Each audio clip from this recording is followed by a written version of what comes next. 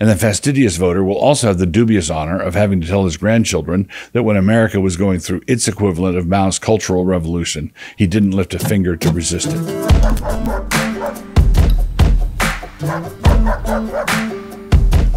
Introduction. Okay, here's one thing that Joe Biden and Vladimir Putin both have in common. Both of them are heads of state in countries in which their leading political opponent has been arrested for cause, that cause being the fact that they are a leading political opponent. So that I don't leave you wondering what I think of the gobsmackingly bad arrest and indictment of the Donald, I will roll my cards right here at the front end. In fact, I probably just did. Not only is this Banana Republic stuff, it is not even competent Banana Republic stuff.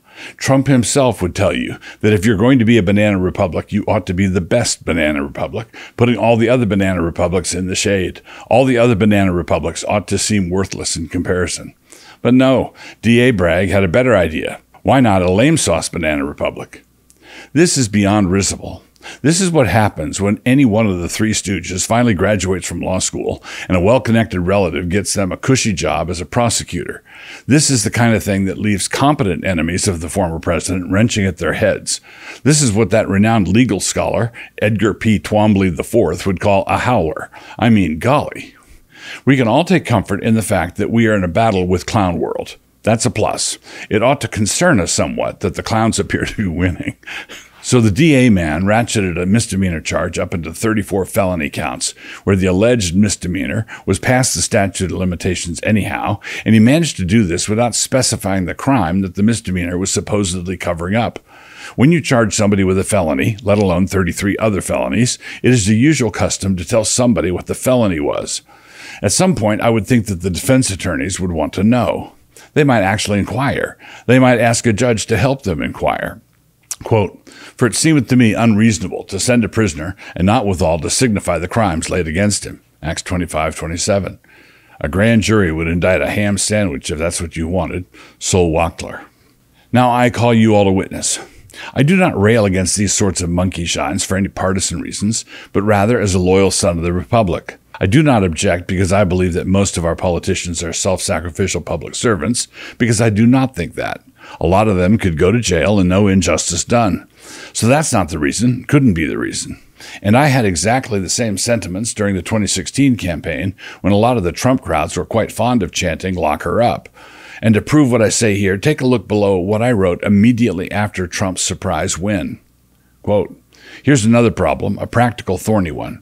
Outside the realm of overblown campaign rhetoric, Hillary really is a corrupt and mendacious politician who richly deserves to spend some time in jail. On the one hand, you don't want a system where some people are above the law, too big to jail, and on the other, you don't want a system where the loser of the election goes to jail. In my view, in our situation, the latter outcome would be far worse, far more dangerous. So I think that one of the things Donald Trump needs to do is to let it be known that he will not interfere with any ongoing investigation of Hillary, but that if she is indicted and convicted of anything, he will pardon her. The price of the pardon would be that she would have to retire from public life. No memoirs, no Clinton Foundation, no nothing. Me writing days after Trump won in 2016. Unless the crime is a glaringly obvious crime, which even the corrupt politician's mother grants was way over the line and simply not to be done among civilized peoples, the prosecution of a losing candidate simply guarantees that the elections will thereafter descend to levels of unimaginable filth and violence. Jailing the leading political opponent turns every election into a caged death match, and this does not help keep the tactics clean. Think about it for just a minute. And when I say the crime alleged would have to be quote-unquote glaringly obvious, remember that it would have to be way more egregious than Hunter's laptop, and I think you can take my point. When a losing candidate has only one way to preserve his life or his freedom, and that way is to remain in power, then by golly, he's going to do whatever it takes to remain in power. And we live in a time when whatever it takes represents quite a range of options. Now, it appears to be screamingly obvious to me that this indictment of Trump is of the naturopathic variety. If this indictment were chicken noodle soup, it would have been made by boiling a pot of water and then having a chicken walk through that water on plastic stilts. At the other end of the spectrum, the case that could be assembled against Hillary, alleging high levels of malfeasance, unfeasance, and badfeasance, is a case that would be solid. It could be especially solid if you got the kind of conservative prosecutor who was willing to leave the Arkansides out of it. But in a situation like ours, solid or not solid doesn't really matter. We must also keep in mind the fact that arrests made during a political season in which passions are inflamed is another way of just asking for more ongoing tumult. Because political feelings run high, it is self-evident to many on the right that the Biden family is a criminal cartel. Now, to be fair, this feeling is buttressed by the fact that they are a criminal cartel. But because political feelings run high, it is also self-evident to many on the left that Donald Trump is a crook and a threat to democracy. The fact that passions run high on both sides does not make the feeling automatically correct, but it does help to ensure that every single election is going to be followed by retaliation time, every single time. Peaceful transitions of power are one of the great blessings that we've enjoyed in this country, and apart from the notable exception of the election of Lincoln, we have enjoyed that blessing for centuries. If you want to guarantee that such peaceful transitions go the way of the passenger pigeon, then go right ahead. Start using electoral victories as a mandate for using the legal system to go after your chief political opponent. What a terrible idea. I feel this way about the prosecution of Trump, and I would have felt the same way if Hillary had lost and been subsequently prosecuted, and I also feel the same way about any possible prosecution of Biden in the aftermath of the next presidential election. But on the other hand, having said all of this, it must be remembered that it is neither wise nor safe to allow those with power to abuse that power without consequences. That can't be good either. Corruptocrats are people too, and they respond to incentives and disincentives just like everybody else. When you penalize something, you get less of it. And when you subsidize something, you get more of it. Quote, because the sentence against an evil work is not executed speedily, therefore the heart of the sons of men is fully set in them to do evil. Ecclesiastes 8:11, NKJV. So how are we to balance all of this?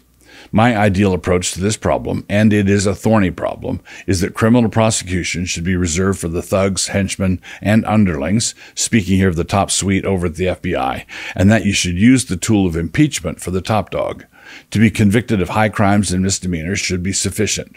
If that tool were used with discretion, and if we could persuade everybody to restrain themselves, that would be a good way to go. But naked and savage partisanship in the course of an impeachment process won't keep these things out of the courts, but rather would serve as an incentive to pile on with the courts as well. So alas, the problem here is that in the modern era, we have more or less wrecked the instrument that we once had with impeachment. Impeachment of a president is a process that has been misused every time we've done it, or even started to do it. I'm not including Andrew Johnson here, but only because he's not in our generation. I do include Nixon, Clinton, the two Trump fiascos, and whatever dog's breakfast is going to be served up next.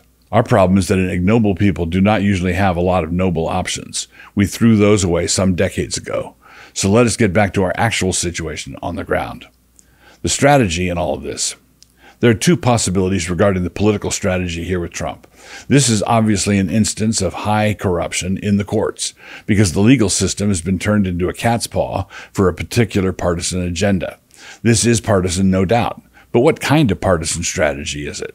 It is plainly a partisan strategy, but what partisan strategy is being deployed? That partisan agenda could be one of two things.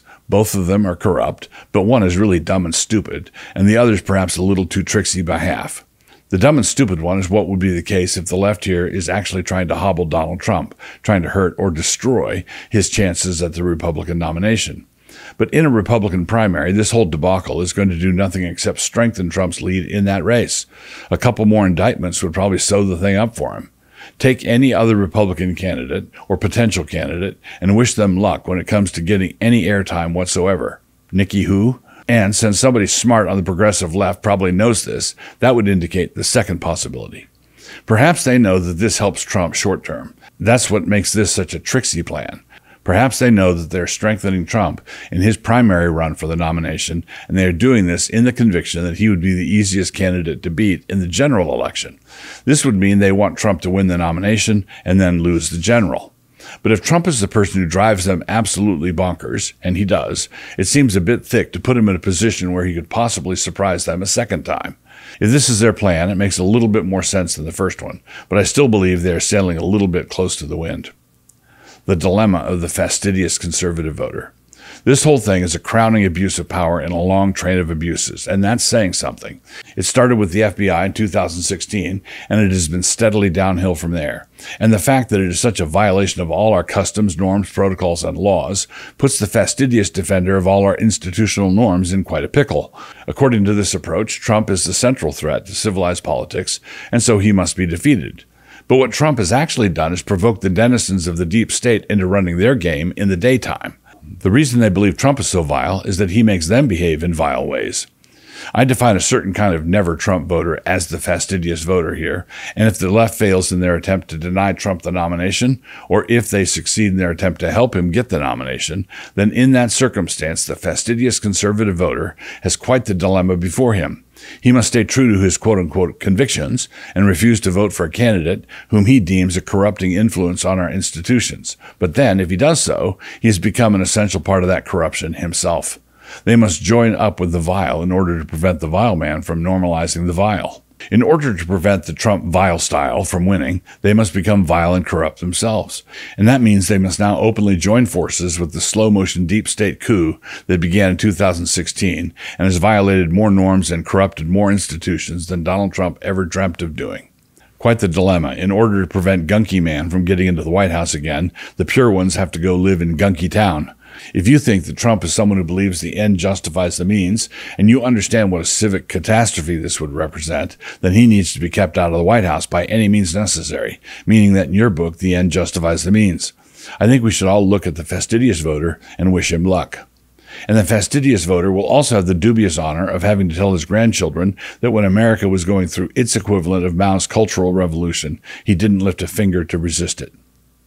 And in the meantime, don't take the bait. And just a few words to those conservatives who have not lost their minds or their wits. All this turmoil is not accidental. Do not be fooled. The bad guys are doing this to us across many fronts, and Aaron McIntyre summed up their tactic nicely. Quote, they kick the dog with reckless abandon, so the minute it tries to defend itself, they can justify shooting it. Close quote. That is the play that is being run, and we ought to conduct ourselves accordingly. We must live as though we know what they intend to do. Don't take the bait, in other words. What am I saying? I am saying that we shouldn't take the bait. We are being baited in the corruption of our electoral system, in the corruption of our justice system, in the corruption of the Bud Light marketing team, in the corruption of all our public discourse, in the corruption of medical science, in the corruption of technology, and I could easily triple the length of this paragraph if I wanted to. A troubled girl who was talked by all the smart people into believing she was a boy shot up a Christian school, murdering 6 people. That was the moment when the White House declares that the trans community is quote-unquote under siege. That is the kind of thing I mean by baited. But I've been saying don't take the bait for long enough that a number of you have asked in various ways. Okay, but if we shouldn't take the bait, what do we take? It is not enough for me to be telling you all what not to do. So what should you do? Of course, you should stay engaged with all the things. Vote like someone with a Christian mind. Testify at meetings of your county commissioners like someone with a spine. Call your state legislature about important bills that are pending. All of that. We shouldn't back away from any of that. But that is not where the real action is. The real action is within the church. The main thing that Christians need to do now is to get engaged with the government of the church they belong to. They should petition the elders to have the pastor address the sins of our generation from the pulpit. A moment ago, I said that we are at the beginning of a cultural revolution, our equivalent of what Mao launched in 1966. Our cultural clashes became a culture war, and then after that, they are now becoming a cultural revolution. Ask your elders to have your pastor preach on the sins of cowardice that have afflicted the leadership of the evangelical movement for a generation or more. There should be some recognition in it that the whole lockdown masking issue as applied to the church was simply a tyrannical beta test used to gauge the softness of the church. Turns out it was pretty soft. Ask your elders to have the church recognize that we are in a time of cultural revolution and to state from the pulpit that your congregation stands against it and that when the time of testing comes, your church will not comply. And if you say to yourself, this kind of thing will be really difficult to get them to say, you at least now know where the actual problem is.